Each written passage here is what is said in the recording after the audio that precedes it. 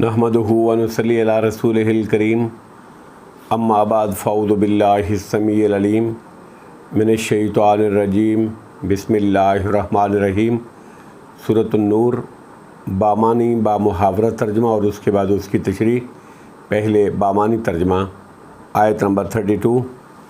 وَأَنكِحُوا الْأَيَّامَ، اور تم نکاح کرو بے نکاحوں کا، منکم آپس میں، اپنے میں سے، والصالحین، اور ان کا بھی جو نیک ہیں، من عبادکم، تمہارے غلاموں میں سے، و امائکم، اور تمہاری لونڈیوں میں سے، ان یکونوا، اگر وہ ہوں گے، فقراء، فقیر، یغنیہم اللہ، تو غنی کر دے گا ان کو اللہ رب العزت، من فضل، اپنے فضل سے، واللہ، اور اللہ رب العزت، واسع، بڑی وسعت والا ہے، علیم، خوب جاننے والا۔ آیت نمبر 33۔ وَلْيَسْتَعْفِفِ الَّذِينَ، اور چاہیے کہ دامن بچائے رکھیں زنات سے وہ لوگ، لا یجدون، جو نہیں پاتے، نکاحاً، نکاح کی طاقت، حتیٰ، یہاں تک کہ، یغنیہم اللہ، غنی کر دے ان کو اللہ تعالیٰ، من فضل ہی، اپنے فضل سے، والذین، اور وہ لوگ، یبتغون الکتاب، جو چاہتے ہیں مال کے عوض آزادی کی تحریر لکھوانا، مما، ان لوگوں میں سے کہ، مالکت، جو مالک ہیں ان کے، ایمانکم، تمہارے دائیں ہاتھ، فکاتبوہم، تو تم مکاتبت کر لو ان سے، ان اگر، علمتم، تم معلوم کرو، فیہم، ان میں، خیرا، بھلائی، وآتوہم، اور تم دو ان کو، من مال اللہ الذی، اللہ کے دیے ہوئے مال میں سے وہ جو، آتاکم، اس نے دیا ہے تم کو، ولا تکرہوا، اور نہ تم مجبور کرو، فتیاتکم، اپنی لونڈیوں کو، علی البغاء، بدکاری پر، زنا پر، ان اگر، ارادنا، وہ چاہیں، تحصنا لتبتغوا، بچنا، لتبتغوا، تاکہ تم تلاش کرو، عرض الحیات الدنیا، سامان دنیا کی زندگی کا، ومن یکرہہن، اور جو کوئی مجبور کرے گا ان کو، فإن اللہ، تو بے شک اللہ رب العزت، من بعد اکراہہن، ان کے مجبور کیے جانے کے بعد، غفور رحیم، بڑا بخشن والا ہے، بڑا رحم کرنے والا۔ اب بامحاورہ ترجمہ اور اس کی تشریح۔ آیت نمبر 32۔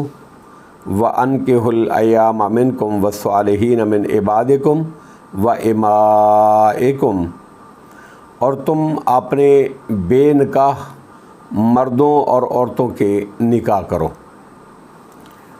الایام، ایمن کی جمع ہے۔ ایمن ایسی عورت کو کہتے ہیں جس کا خامد نہ ہو، جس میں کنواری، بیوہ اور مطلقہ تینوں آ جاتی ہیں، اور ایسے مرد کو بھی ایم کہتے ہیں جس کی بیوی نہ ہو۔ آیت میں خطاب اولیاء سے ہے، ولیوں سے ہے، سرپرستوں سے ہے کہ نکاح کرو، یہ نہیں فرمایا کہ نکاح کر لو، کہ مخاطب نکاح کرنے والے مرد اور عورت ہوتے۔ اس سے معلوم ہوا کہ عورت ولی کی اجازت کے بغیر، رضامندگی کے بغیر از خود اپنا نکاح نہیں کر سکتی۔ عورت اپنی مرضی سے ولی کی اجازت کے بغیر نکاح نہیں کر سکتی، جس کی تائید حدیثوں سے بھی ہوتی ہے۔ سنن ابی داود کی حدیث نمبر 2085 ہے۔ اللہ کے نبی صلی اللہ تعالیٰ علیہ وآلہ وسلم نے ارشاد فرمایا، لا نکاح الا بولی، ولی کے بغیر نکاح نہیں ہوتا۔ اور دوسری حدیث سنن ابی داود کی حدیث نمبر 2083 ہے، اور ارواء الغلیل 243 آؤٹ آف 6 اس میں ہے ایو مامراتن نکحت بغیر اذن ولیہا فنکاحہا باطل فنکاحہا باطل فنکاحہا باطل، جس عورت نے ولی کی اجازت کے بغیر اجازت کے بغیر نکاح کیا تو وہ نکاح باطل ہے، وہ نکاح باطل ہے، وہ نکاح باطل ہے۔ انکحوا امر کا صیغہ ہے، جس سے بعض علماء نے استدلال کیا ہے کہ نکاح کرنا واجب ہے، جبکہ بعض نے اس کو مباح قرار دیا ہے اور بعض نے مستحب قرار دیا ہے۔ تاہم استطاعت طاقت رکھنے والے کے لیے یہ سنت موقدہ ضروریہ ہے، اور اس سے اعراض سخت وعید کا باعث ہے، جس طرح کہ حدیث سے ثابت ہے۔ صحیح بخاری کی حدیث نمبر 5063 ہے اور صحیح مسلم کی حدیث نمبر 1401 ہے۔ نبی اکرم صلی اللہ تعالیٰ علیہ وآلہ وسلم کا ارشاد گرامی ہے، آپ نے فرمایا فمن راغب عن سنتی فلیس منی، جس نے میری سنت سے اعراض کیا، یعنی جس نے نکاح جیسی سنت سے اعراض کیا وہ مجھ سے نہیں ہے۔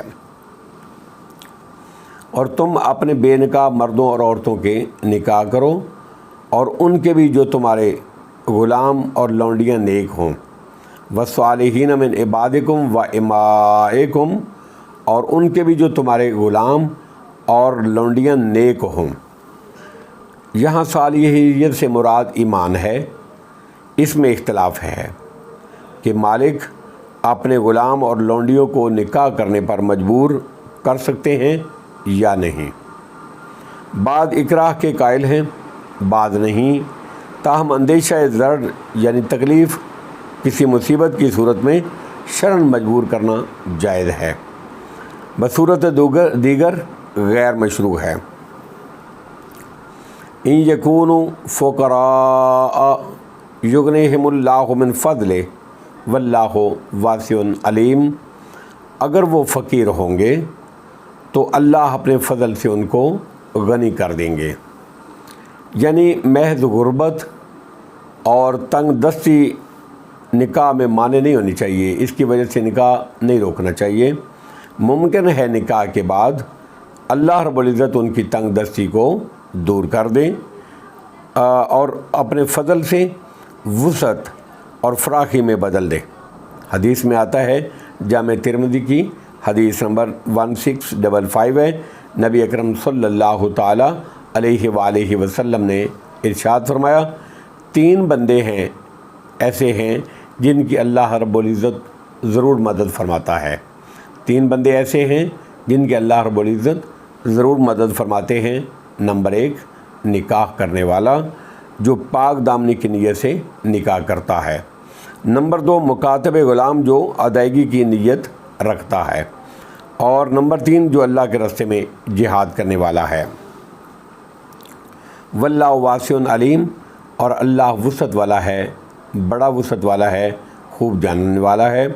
آیت نمبر 33 وَلْيَسْتَعْفِفِ الَّذِينَ لَا يَجِدُونَ نِكَاحًا، اور جو لوگ نکاح کی طاقت نہیں رکھتے ان کو پاک دامن رہنا چاہیے، حدیث میں آتا ہے، پاک دامنی کے لیے جب تک شادی کی استطاعت حاصل نہ ہو جائے تب تک نفلی روزے رکھے، زیادہ سے زیادہ نفلی روزے رکھنے کی تاکید کی ہے۔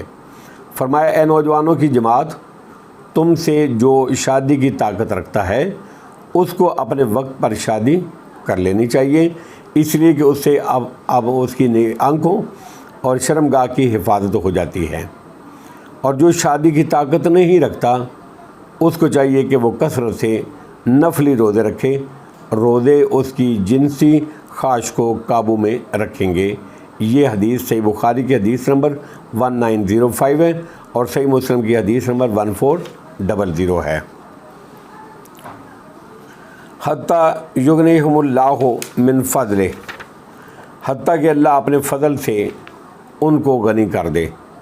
والذین، یبتغون الکتاب مما ملکت ایمانکم، اور جن لونڈیوں یا غلاموں کے تمہارے دائیں ہاتھ مالک بنے ہوئے ہیں، فکاتبوہم ان علمتم فیہم خیرا، مکاتبت کرنا یعنی آزادی کی تحریر لکھانا، آزادی کی تحریر لکھانا چاہیں، اگر تمہیں ان میں کوئی بھلائی معلوم ہو تو ان سے مکاتبت کر لو، ان کو آزادی کی تحریر ان کو لکھوا دو۔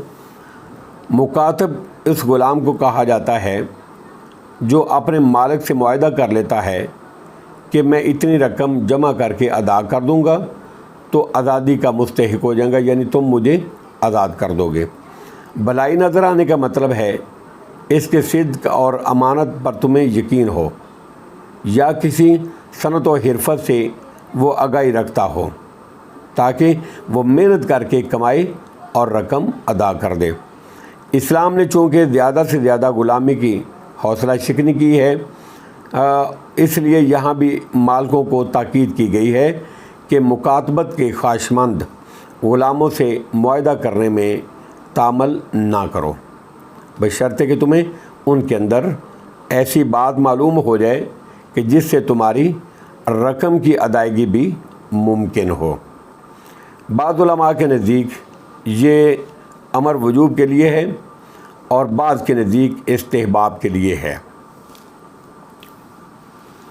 وَآتُوهُم مِّن مَّالِ اللَّهِ الَّذِي آتَاكُمْ، اور اگر تمہیں ان میں کوئی بھلائی معلوم ہو تو ان سے مکاتبت کر لو، اور تم ان کو اللہ کے اس مال میں سے دو جو اللہ نے تمہیں دیا ہے۔ اس کا مطلب ہے کہ غلامی سے آزادی حاصل کرنے کے لیے اس نے جو معاہدہ کیا ہے اب وہ رقم کا ضرورت مند ہے تاکہ معاہدے کے مطابق وہ رقم ادا کر سکیں، تو تم بھی اس کے ساتھ مالی تعاون کرو اگر اللہ نے تمہیں صاحب حیثیت بنایا ہے۔ چنانچہ اللہ رب العزت نے زکوٰۃ کے جو 8 مصارف بتائے ہیں سورۃ توبہ میں، ان میں ایک وفر رکاب بھی ہے جس کے معنی ہیں گردنیں آزاد کرانے میں، یعنی غلاموں کی آزادی پر بھی زکوٰۃ کی رقم خرچ کی جا سکتی ہے۔ وَلَا تُكْرِهُوا فَتَيَاتِكُمْ عَلَى الْبِغَاءِ إِنْ أَرَدْنَا تَحَصُّنًا لِتَبْتَغُوا عَرَضَ الْحَيَاةِ الدُّنْيَا، اور تمہاری لونڈیاں اگر پاک دامن رہنا چاہیں تو تم دنیاوی زندگی کا سامان تلاش کرنے کی خاطر ان کو بدکاری پر، زنا پر مجبور نہ کرو۔ زمانہ جاہلیت میں لوگ محض دنیاوی مال کے لیے اپنی لونڈیوں کو بدکاری پر، زنا پر مجبور کرتے تھے، چنانچہ خواہ نہ خواہ ان کو یہ داغ ذلت برداشت کرنا پڑتا۔ اللہ تعالیٰ نے مسلمانوں کو اس طرح کرنے سے منع فرما دیا۔